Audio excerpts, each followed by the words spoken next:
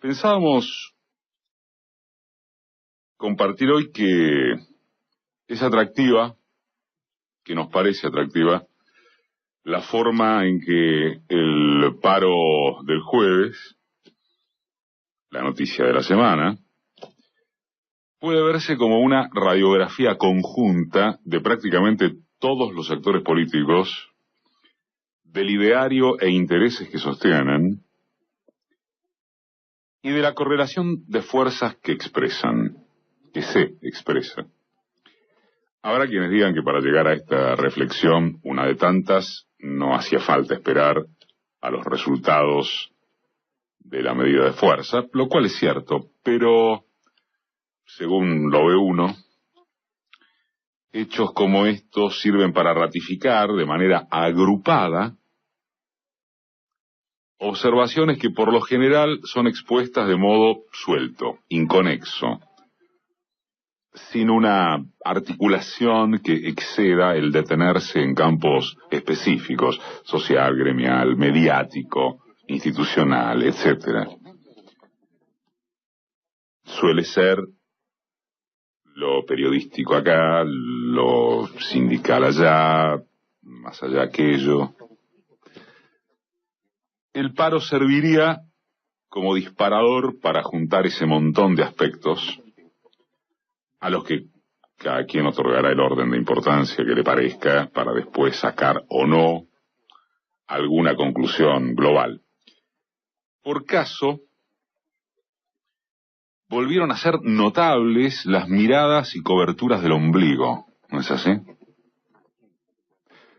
Los medios de alcance nacional se dedicaron exclusivamente al peso del paro en capital y sus alrededores.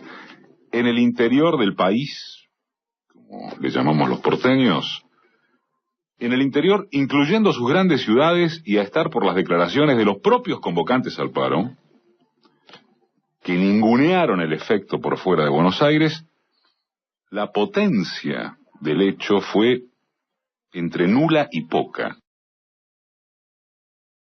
Corresponde hablar de unas cuantas protestas e inactividades que tuvieron la proclama, nunca la efectividad de una huelga general. Y fue concurrente esa acción de los medios opositores que estimularon la creación de un clima de inquietud, incluso con pronósticos de violencia, desde la jornada anterior. La propaganda de que era lo más conveniente quedarse en casa, y de lo contrario disponerse a un escenario desmadrado. Sirva quizá una referencia personal a ojímetro. El miércoles al mediodía, quien les habla cruzó por uno de los nudos que presuntamente impedían el acceso, Ricchieri y Camino de Cintura. Había a unos 200 metros del puente, si no más, no más de 10 manifestantes. Y arriba de la vía, otros tantos que no obstaculizaban la circulación vehicular. Los medios en ese momento machacaban que ese era uno de los puntos cercadores de la ciudad, provocando una sensación de caos, que no era corroborable ni allí, ni en casi ninguno de los lugares donde se centraban los impedimentos de tránsito. Es destacable también que ni siquiera los medios oficialistas se preocuparan por despachar sus móviles, sus unidades móviles, a esos supuestos anclajes de perturbación. En los armados periodísticos hicieron copy-paste con los comunicados de los productores del paro, y de allí en más no hacía falta chequear nada. La ciudad estaba rodeada y mejor no acercarse, aunque solo hubiera grupos muy reducidos de marchantes. Una construcción de imaginario alarmista, en síntesis, de rigor profesional invisible. Quede claro, nada de todo esto significa que los cortes no se hayan hecho sentir. Pero entre ese factor y la cantidad de manifestantes hay una enorme diferencia, y mucho más, hasta transformarse en abismo, si se toma en cuenta la extensión nacional, no capital y alrededores. En la previa, el premio mayor o único era acertar si funcionaría el transporte automotor. El 10 de abril pasado, la falta de colectivos le regaló a la convocatoria una foto de Parate que, durante varios días, habilitó a la prensa y dirigentes de la oposición para mentar una adhesión popular masiva. ¿Se acuerdan de eso? Una adhesión masiva susceptible de ser considerada como un golpe demoledor contra el kirchnerismo. Esta vez la UTA no adhirió y a las pocas horas,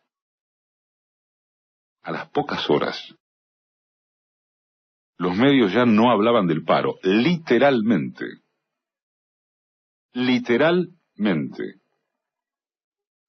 Ocuparon ese lugar el despido de Bianchi, una audiencia citada por el juez Buitre, más hacia la noche, y al otro día unas cuantas notas de color.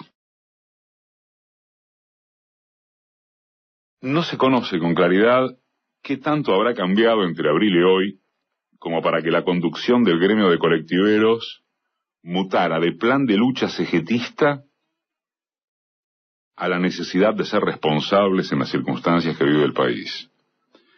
Tratándose de Roberto Fernández, el secretario general de la UTA, todo es posible en materia de libro de pases. Algunos de sus otrora compañeros, que pueden volver a hacerlo en cualquier momento, señalaron que estaba muy presionado por el gobierno a través de la entrega de subsidios. O algo parecido, dijo Hugo Moyano, sugiriendo, tal vez como conocedor del paño, que podían estimarse otras probabilidades non sanctas. Lo que quiera que haya sucedido no altera en absoluto la cuestión central, o una de ellas, atravesada por el grado de turbiedad, razones personales y sobre todo, sobre todísimo, la inconsistencia política de los planteos gremiales que se citaron como motivo del paro. Si estuviéramos hablando de unidad monolítica, no habría tranzas que valgan, pero ¿cómo podría haberlas si las figuras convocantes casi no tienen representación más allá de sus narices? Y en todo caso, ¿cuál es el origen de esa carencia? La CGT de Moyano nuclea algunos gremios de transporte, con base en la influencia de los camioneros, por supuesto, unos pocos de servicios y pobre, muy pobre inserción industrial. Luis Barrio Nuevo encabeza un sector que por esos misterios de la vida, o del periodismo, es denominado como central, azul y blanca, siendo que únicamente la integran su sindicato gastronómico, área en la que el paro no se sintió, fue un bochorno, y escasa suma de gremios pequeños. Pablo Micheli está al frente de una escisión de la CTA, que a su vez solo representa a una parte de los trabajadores estatales. Y a esas congregaciones, si es por la adherencia a paros generales, viene acoplándose la izquierda clasista, organizada en torno de un par de fuerzas partidarias. Es una franja que efectivamente avanzó en la representatividad de algunas comisiones internas del ámbito fabril, e inclusive en las urnas nacionales, pero de alcance muy acotado si se trata de proyectar masividad. Esa franja les agrega a sus insólitos socios, Moyano, Barrio Nuevo, una alta visibilidad callejera, cuyo efecto se desvanece apenas se piense en la posibilidad de movilizaciones o actos conjuntos. Ninguno puede ir al del otro. Lo que llamaríamos el peronismo tradicional no quiere saber nada con el surdaje, ni de este tipo ni de ningún otro. Sí cabe reconocer que, con sus maximalismos sectarios a cuestas, ese sector de la izquierda al menos introduce el elemento patronal como explicación de sus cuestionamientos. Porque, vaya, debería parecer inverosímil un paro general en que las patronales quedan a salvo de todo señalamiento. No están los patrones en este paro.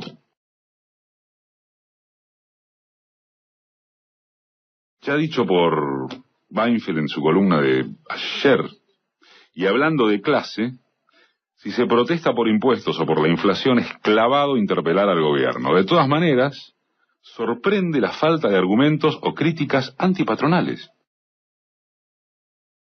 Si se promedia la nutrida oratoria, parecería que Argentina es la comunidad organizada, armoniosa en todos sus estamentos, solo perturbada por un gobierno avieso, depredador y hasta psicópata. La misma versión infantil que propagan los medios hegemónicos, las corporaciones patronales, las multinacionales y a su saga, las principales oposiciones políticas. Porque vaya, insistamos, ¿cómo se define un reclamo gremial que refiere la inflación a secas, sin responsabilidad de los formadores de precios, sin ataques cambiarios especulativos, sin mención a las estructuras oligopólicas, sin citas de la intermediación comercial? ¿Cómo se explica que solamente hagan hincapié formal en el mínimo no imponible de ganancias, que afecta a menos del 15% de los asalariados con ingresos más altos? ¿Cómo puede hablarse de aumentos masivos a los jubilados sin argumentar a cuáles sectores meter mano? ¿Qué se esconde detrás de no indicar la necesidad de una reforma financiera e impositiva? Va de suyo que el gobierno tiene varios flancos si se quiere correrlo por izquierda. Pero convénganse que no es este precisamente el caso. Lo aprietan, o eso intentan, con unos eslóganes generalistas. Vienen a ser la versión interna peronista de los desmayados cacerolazos. Encarnan una oposición de propuestas inconfesables, cuya única expresión de sinceramiento es Mauricio Macri. En el plano del sindicalismo opositor se referencian con estos nombres que dicen oler a fin de ciclo, y en el peronismo no se aguanta quedar lejos del poder. Lo complicado es cómo hacen para no jugar ostentosamente hacia derecha, so pena, y por algo será, de que su propio arraigo, el sindical, acabe, por ejemplo, en un paro insulso. ¿Alguien se anima a afirmar que las consignas de la huelga tuvieron incidencia popular? ¿Alguien podría recitarlas de memoria? ¿O que tienen incidencia quienes las motorizaron? El gobierno se enfrenta a problemas económicos que en la coyuntura parecen cada vez más grandes. Pero si algo demostró el tibio, muy tibio, por ser generosos, del paro de este jueves, al igual que el apoyo de una mayoría en el choque contra los buitres, es que la correlación de fuerzas no varió. Todo sigue en disputa.